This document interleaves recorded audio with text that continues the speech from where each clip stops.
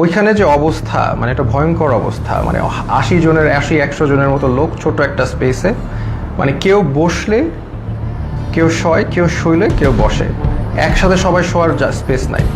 You know what to do, তুমি জানো তোমার এখন কি করতে হবে, এই শেষ কথা। তাহলে তার মানে আমি মৃত, আই এম ডেড, অথবা আমি গুম, এরকম একটা ভিডিও করে রাখি। যদি মেরে ফেলে তাহলে তো ভালোই, আপনারা তো জানেন তারা কী পরিমাণ অমানবিক টর্চার করতে পারে। ওইখানে আরেকটা এশিয়ান ইউনিভার্সিটির একজন প্রফেসর ছিল, উনি মানে শোয়ারই চান্স পায়নি, উনি বসেই ছিলেন, কেন স্পেস নাই, মানে এত একটা কনজাস্টেড এরিয়া, ফ্যান নাই, একটা রুমে কিছু এসি ঢুকে আর বাকি সব রুমে হচ্ছে মানে একদম ফ্যান নাই, কিছু নাই, সব সময় লাইট থাকে, সব সময় সাউন্ড থাকে, আপনি ঘুমাতে পারবেন না।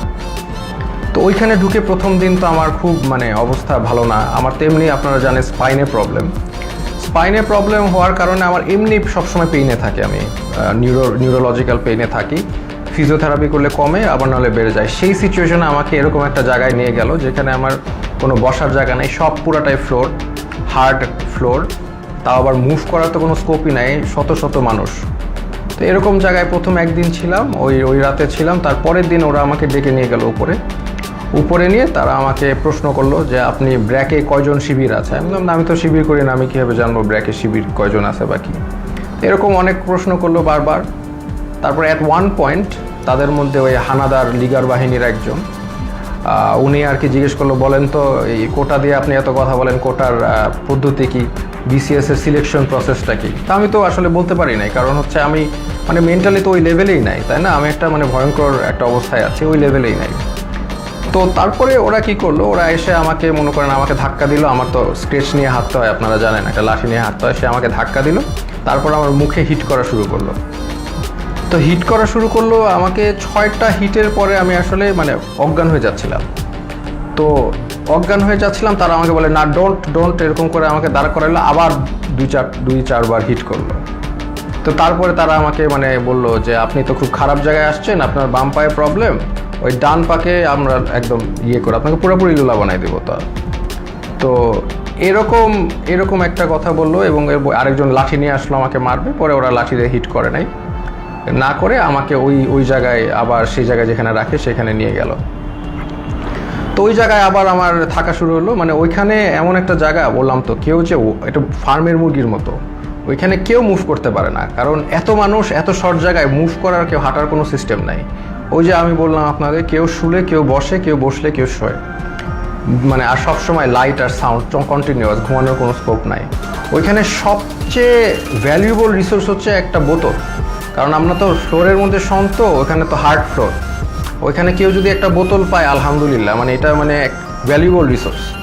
তো ওই বোতলটার উপরে তারা মানুষ মানে পেলে যে খুশি।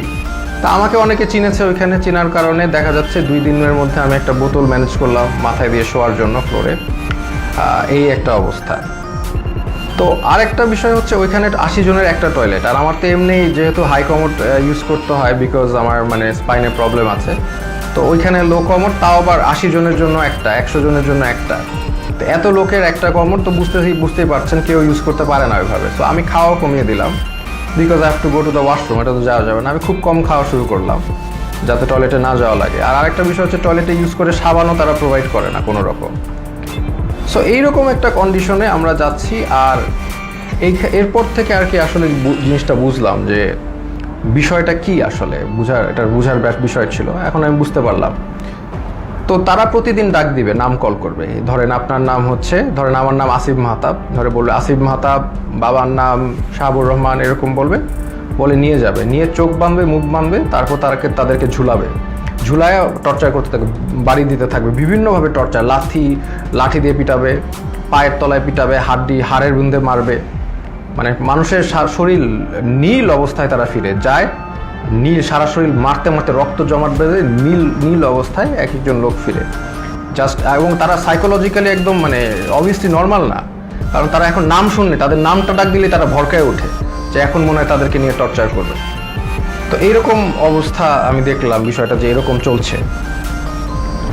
তো এখন এরকম চলছে, আমি তো বুঝলাম যে হয়তোবা আমার সাথেও এরকম করবে, তারা তো বলেই দিছে আমাকে পাটা ভেঙে দিবে। তো এরকম একটা করবে, এবং সবার সাথেই করছে।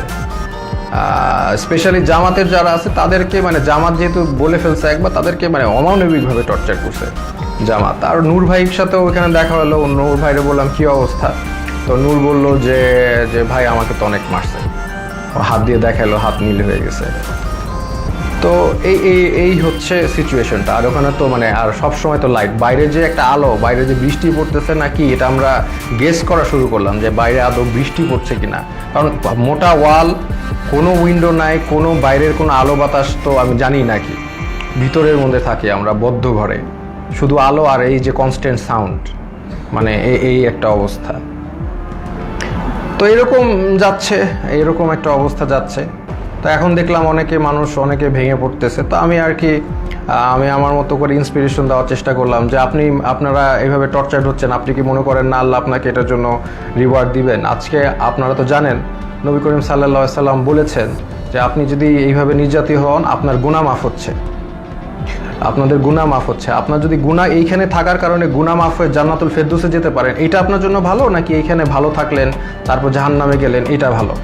তো এইভাবে আমি সবাইকে একটু ইন্সপায়ার করার চেষ্টা করলাম, মোটিভেশন দেওয়ার চেষ্টা করলাম। আর আমার নিজের তো হেলথ কন্ডিশন ডিটোরিয়েট করতেছে প্রোগ্রেসিভলি, আর ওয়াশরুমের ইস্যুতে তো ছিলই। তো এইরকম একটা অবস্থায় সবাইকে মানে মোটিভেট করছি আমি। আর আমার নিজেরও তো ওই যে ফার্স্টের দিন যেভাবে আমার মুখে ফেসে হিট করেছে, এই পরে তো আমার একটা দিন জ্বরই ছিল, আমি শুয়েছিলাম। তো এই হচ্ছে আমাদের মানে সিচুয়েশন। আমি ওখানে একদিন শুয়েছিলাম, তারপরেও আমি সবাইকে মোটিভেশন দেওয়ার চেষ্টা করি। একটা ছেলে আসলো, সেই ছেলেটা কাঁদতে কাঁদতে, স্যার আমি তো কিচ্ছু করি না, আমি জাস্ট ইলেকট্রিক্যাল কাজ করি, আমাকে ধরে নিয়ে আসছে স্যার, আর ধরে নিয়ে আমাকে টর্চার করতেছে, কাঁদতে কাঁদতে শেষ। আমি বললাম কাঁদতেছো কেন, মানে তুমি পুরুষ মানুষ না, are you not a man, তুমি কাঁদবা কেন, টর্চার করলে করবে। বলে স্যার আমাকে স্বীকার করতে বলে, আমি খুন করেছি, এই করেছি, আমি তো করি নাই স্যার। বলে করবা না, স্বীকার করবা না, তোমার পাটা যদি কেটেও ফেলে তারপরেও তুমি স্বীকার করবা না, কেন করবা? যেটা সত্যি সেটা বলবা, তুমি করবা না স্বীকার, আমাকে মেরে ফেলবে। তো ওইখানে আবার একটা জিনিস বুঝলাম যে সবাই কান্নাকাটি করে যে তাদের একটু মানে জেলে কবে যাবে, মানে তাদের জেল হচ্ছে তাদের জন্য স্বর্গ। ওইখানে যেভাবে টর্চার করে, যে নাম ডাকবে, বাবার নাম ডাকবে, দ্যাট মিনস তাদেরকে টর্চার করা হবে। তা এই জন্য তারা যদি জেলে যেতে পারে, এটার জন্য তারা দোয়া করে আল্লাহর কাছে, আল্লাহ আমাদের যাতে জেলে দেয়। তো এরকম অবস্থা। আমাকে তারপরের দিন, আমি তো অলরেডি এর মধ্যে তো আমি আমার বোনকে বলে আসছি, তার মানে আমার যে ভিডিওটা ছিল যে আমি আমার ভিডিও দেখলে আমি মৃত, হ্যাঁ, তো এই ভিডিওটা আমি আশা করছি যে পোস্ট হয়ে যাবে। আমার বোনকে যেভাবে কাজ করতে বলেছি করবে, লয়াররা কাজ করবে। তো এটা আমি আশাবাদী ছিলাম যে ইনশাল্লাহ সবাই যার অবস্থা থেকে কাজ করবে, স্টুডেন্ট আন্দোলন করবে, যে এইগুলো করার পরে এবং জনগণ যখন এটার এগেনস্টে কথা বলবে, আরেকটা ইস্যু হয়ে যাচ্ছে, ফার্স্ট অফ অল আরেকটা নতুন ইস্যু হয়ে যাবে, যেটা দিয়ে আবার আন্দোলন শুরু হবে। এটা আমি জানতাম। আর এটার পরে আমাকে যদি আরও টর্চার করবে, কিন্তু এটা তাদের জন্য আরও খারাপ হবে। তো তারপরে আমাকে তারা ঠিকই গুম করা অবস্থায়, আর আমার বাবা মা যতটুকু জানলাম আমাকে গুম করে ফেলছে। তো এটা তারা বলছে, তারা স্বীকার করে না যে তারা নিয়ে আসছে। তো এই অবস্থায় তারা আমাকে কোর্টে চালান দিল। তো আমি চিন্তা করলাম যে কোর্টে যেহেতু যাচ্ছি, এখানে মিডিয়া পাইলে আমি আমার এক আঙ্গুল দেখাবো, শাহাদাত, এক উম্মা, আমরা এক উম্মা, হ্যাঁ, আমার গায়ে আমরা সবাই এক। তো এই সিম্বলটা আমি চিন্তা করেছি দেখাবো। তো আমি জানি যে এগুলো দেখালে তারা আমাকে আরও অনেক নির্যাতন করতে পারে, দেখাইলাম, কারণ এটা আমি তো জানি জনগণ বুঝবেন যে আমি এক আল্লাহ, এক রসুল, এক উম্মা, এই কথাটা আমি বুঝাতে চাচ্ছি যে আমরা সবাই এক। আমার অত্যাচার যা হলে হবে, এই অত্যাচারের কারণে যদি আপনারা স্বাধীনতা পান, এই জুলুমের থেকে মাফ পান, তাহলে আলহামদুলিল্লাহ, নো প্রবলেম, আমাকে অত্যাচার করুক। তো আমি ডিসিশন নিয়ে নিলাম, এক দেখাবো। তা আমার সাথে ওই জগন্নাথের আরিফ ছেলেটা, খুবই সাহসী ছেলে, ও আমার সাথে কেসটা দিল, মামলা দিল, আমরাও গেলাম, আমি ওকেও বললাম যে আমি এক দেখাবো। তো এই অবস্থায় এই এক উম্মা শাহাদাতের আঙ্গুল দেখিয়ে আমি ওই কোর্টে দেখালাম, এবং কোর্টে আমাকে সম্পূর্ণভাবে মানে কোর্টের যে জাজ, তিনি আমাকে দেখে চিনে বললেন আপনাকে ওখানে দাঁড়ানো লাগবে না, আপনি বসেন। তো উনি আমাকে বসালেন, কিন্তু তারপরেও ওই মিথ্যা মামলাটা দিলেন যে আমি নাকি সেতু ভবন ভাঙচুর করেছি, যেটার মানে এটা জোক, মানে এটা যে কলাপস করছে সোসাইটি, ওখানেই প্রমাণ যে এরকম একটা মিথ্যা মামলা যেটার কোনো তথ্য নাই, প্রমাণ, এটা বলাই আসলে সময় নষ্ট। তো এই মিথ্যা মামলা উনি মানে জাজ আমাকে দিলেন, আর আমাকে আবার 6 দিনের রিমান্ড মঞ্জুর করলেন। তো ওই 6 দিনের রিমান্ড আবার গেলাম। আর এই সময়টা অনেকের সাথে পরিচয় হলো, ওখানে বিএনপির অনেক নেতা ছিল, পার্থ ভাই ছিল, ওনার সাথে আমি বললাম যে পার্থ ভাই আপনার তো আর আমার মামলা এক, আমি তো আপনার সাথে আসি। তো উনি বলে যে আমি তো তোমাদের সাথে থাকতেই চাই না, আমি তো এখান থেকে বের হতে চাই, একটু মজা করলেন। তো এরপরে অনেক মানুষের সাথে পরিচয়, একজন আসলেন, ওনাকে মানে উনি হাঁটতেই পারতেছেন না, পাটা একদম প্রচুর মানে অবস্থা খারাপ করে পিটিয়েছে। ওনার অপরাধ ছিল উনি ছাত্রদের পানি খাইয়েছেন, উনি ছাত্রদের পানি দিয়েছেন, ছাত্ররা পানি খাইয়েছেন, এই জন্য তাকে অমানবিক টর্চার করলো। তো টর্চার করলো, উনি এসে শুয়ে গেল। আমি বললাম যে এইগুলো একই কথা বললাম যে আপনাদের এটা গুনাহ মাফ হচ্ছে। তারপরে লাস্টে একটা কথা বললাম যে আপনি যে এত টর্চার হলেন ছাত্রদের পানি খাওয়ায়, এখন আবারও কি খাওয়াবেন আপনি?